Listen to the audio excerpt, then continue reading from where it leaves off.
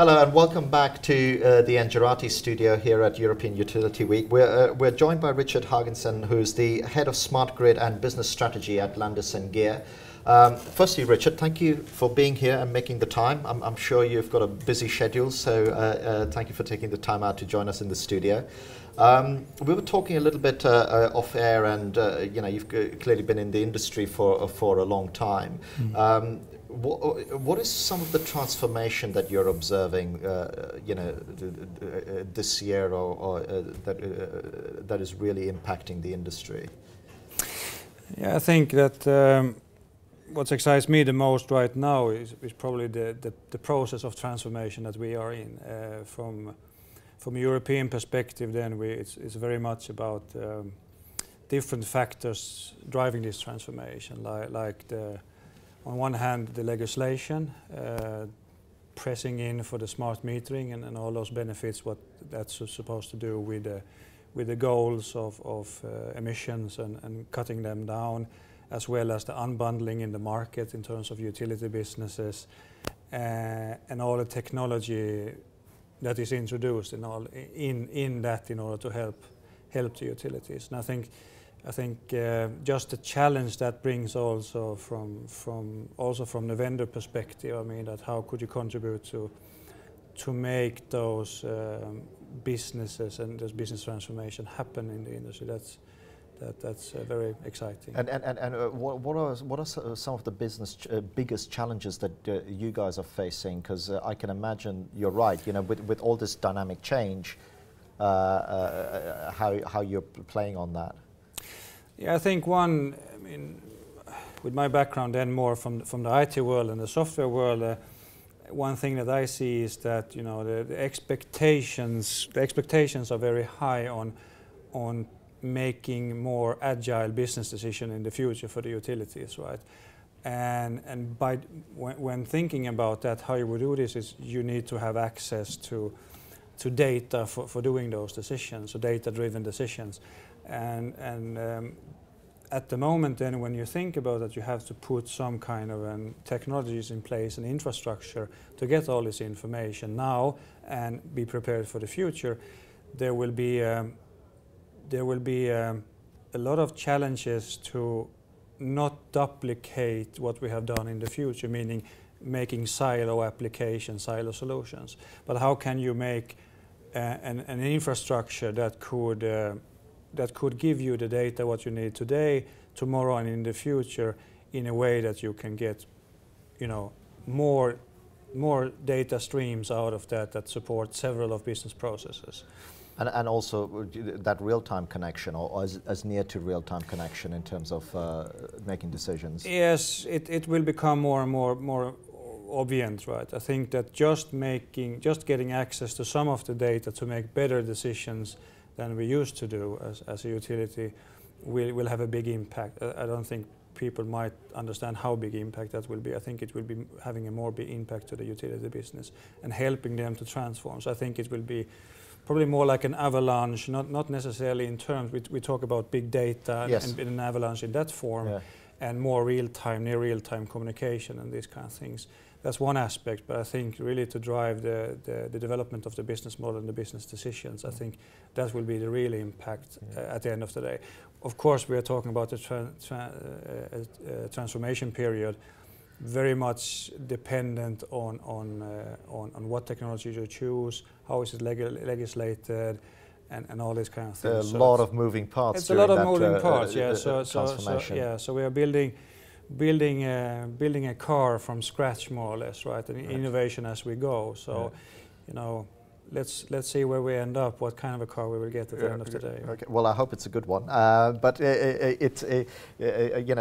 taking that analogy a little bit further, the modern way of building a car is you reuse a subframe, for all the different models. And it strikes me with some of the interviews we've done is that where this industry is at, it needs to define that subframe, first. How are you seeing people tackle that challenge? Yeah, I think there's, first of all, there's a big interest in this. So there's good discussions, there's good forums, And I think the infrastructure to enable a platform, I mean, I think we're talking about a platform and standards in order to, from the industry to drive on, being able to have products that you put in place. I think this is one of the keys that the vendors like ourselves have to commit to, and that's not a small commitment, right? That's a big investment for a company to do. But utilizing those forums, the standardization groups, benefiting from the mandates of the European Union, working in industry group like SMIGs and so on, and applying standards and learning from other markets as a global player. We learn a lot from the US, what to do, what to don't do, and so those kind of things.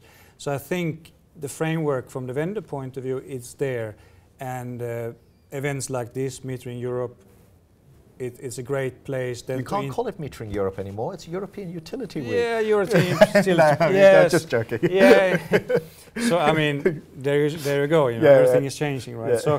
So I think these are the forums and these are the discussions that we have to have, and I think I'm happy to see that many of the utilities is in the forefront, looking up us, challenging us, driving these kind of discussions. So, and if they're challenging you, can you? This is a question to look into the future, because you guys, and I know this from having been at a product side as well.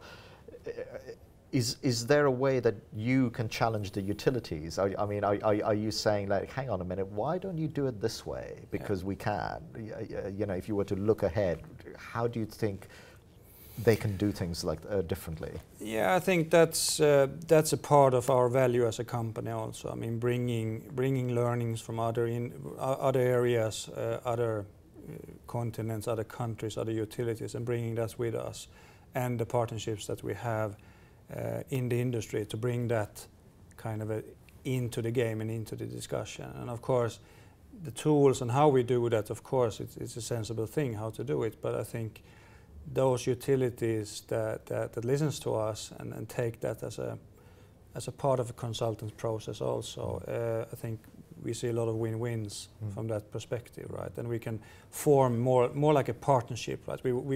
We would like to be that trusted partner that you can come back to and discuss and find the solutions on your go to have a kind of a future-proof solution to bring.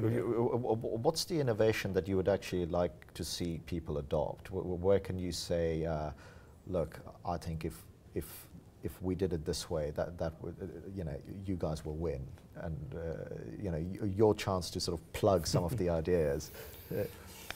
Yeah, I think there's two aspects. One is, of course, we always have talked a lot about the end consumer, or the you and me, more or less, that what could we kind of get out of this, and at the end of the day, what we need to have, we need to be able to have those tools that feel more comfortable for us. There's not one tool, what way to do it for the end consumer to engage, to change his behavior, and there's a lot of not only tools but also education, a way that we can educate ourselves to transform ourselves.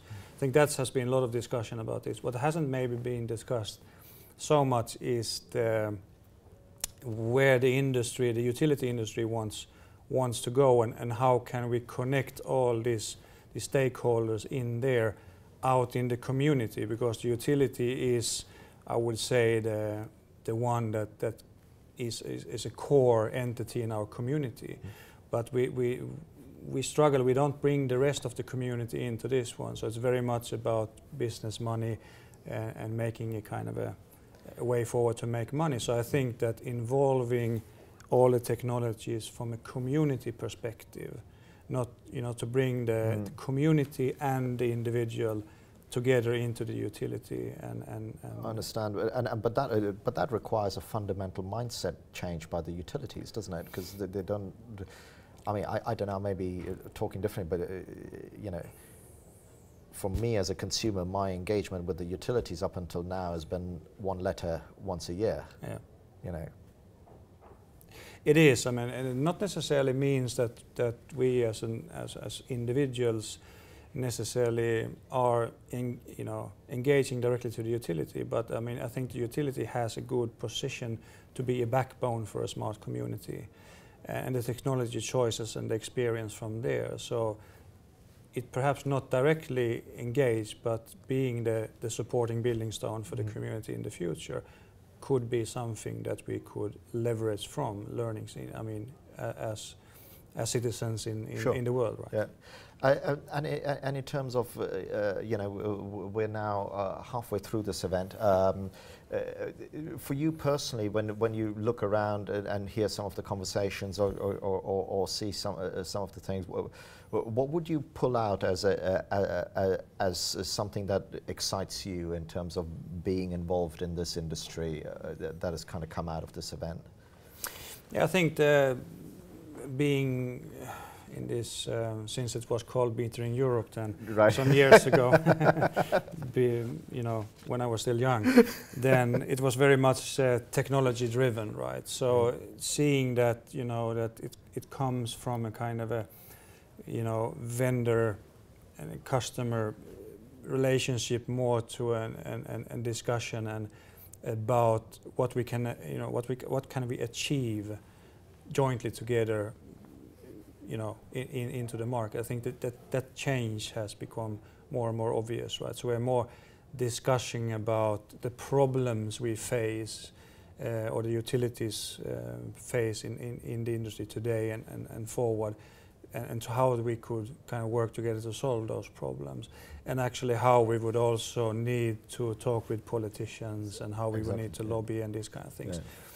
And I think that's a must, because I think that if you look into the investments that needs to be done, at least from a European perspective, in the energy sector, I mean, all those millions and billions that needs to be invested, I mean, and if we leave all the decisions and all the frameworks to be put on top of us as vendors and utilities, I think it will be, if we don't take the opportunity to impact and bring our voices out in there, because we are the guys that are going to put it in place, right? Then it will be very difficult, right? And then you will end up having a great innovation, a great idea, but you end up, with a small, very, very small, tiny silos. Yeah, very small car. I mean, maybe even a toy car, right? Yeah. And nobody likes to drive in a toy car. We want the big stuff. Right? Absolutely. And on that note, I think we'll end. Richard, thank you again for making the time to be here. Thank you very much. We're at the end of our time for this interview. There are many more interviews on engerati.com. Please feel free to browse the site and see the other content we've got. And we hope to see you again at another event very soon.